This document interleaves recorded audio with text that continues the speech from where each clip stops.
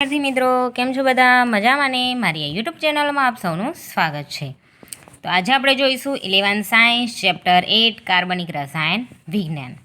તો જો આજનો ટોપિક કે સમઘટકતા આઇસોમેરિઝમ। આપણે અડધું ચેપ્ટર પૂરું થઈ ગયું છે, હવે અહીંથી બનીશું આપણે સમઘટકતા એટલે કે આઇસોમેરિઝમ। બે કે તેથી વધુ સંયોજનોના બંધારણીય સૂત્રો સમાન હોય શું હોય? બે કે તેથી વધારે સંયોજનો એના બંધારણીય સૂત્ર કહેવાય સમાન, એટલે કે બ્યુટેન તો બ્યુટેનનું એવું બીજું એમ, પરંતુ તેમના ગુણધર્મો જુદા જુદા હોય તો આ ઘટનાની સમઘટકતા કહેવાય। બરાબર, એના ગુણધર્મો કેવા હોય? અલગ અલગ, તેને કહેવાય સમઘટકતા। જો હવે આ 1, 2 અને 3 કાર્બન છે, પણ ડબલ બોન્ડ O,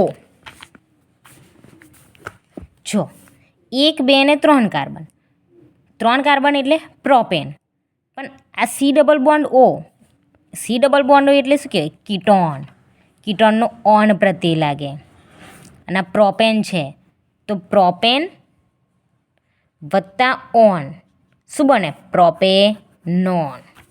પછી અહીંયા 1, 2 અને 3 કાર્બન, બરાબર 3 જ કાર્બન છે, પણ દેખો અહીંયા CHO સમૂહ જોડાયેલો છે, પ્રોપેન વત્તા આ CHO એટલે આલ્ડીહાઇડ,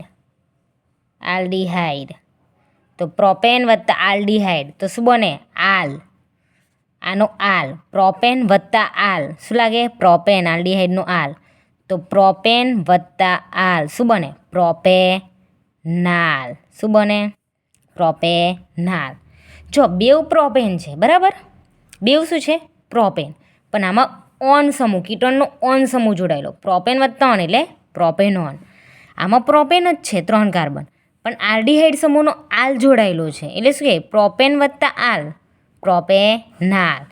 બરાબર, જો આણ્વિક સૂત્રો સમાન છે, પરંતુ એના ગુણધર્મો, આ ગુણધર્મ કીટોનનો છે, આની અંદર આલ્ડીહાઇડનો છે, એટલે આ ગુણધર્મ અલગ અલગ, તો આ ઘટનાને શું કહેવાય? સમઘટકતા। હવે સમઘટકતાના પાછા પ્રકાર છે, એ આપણે કાલે ભણવાના, પણ આજે ખાલી ડિસ્કસ કરી લઈએ। સમઘટકતા, એક બંધારણીય સમઘટકતા ને અવકાશીય સમઘટકતા।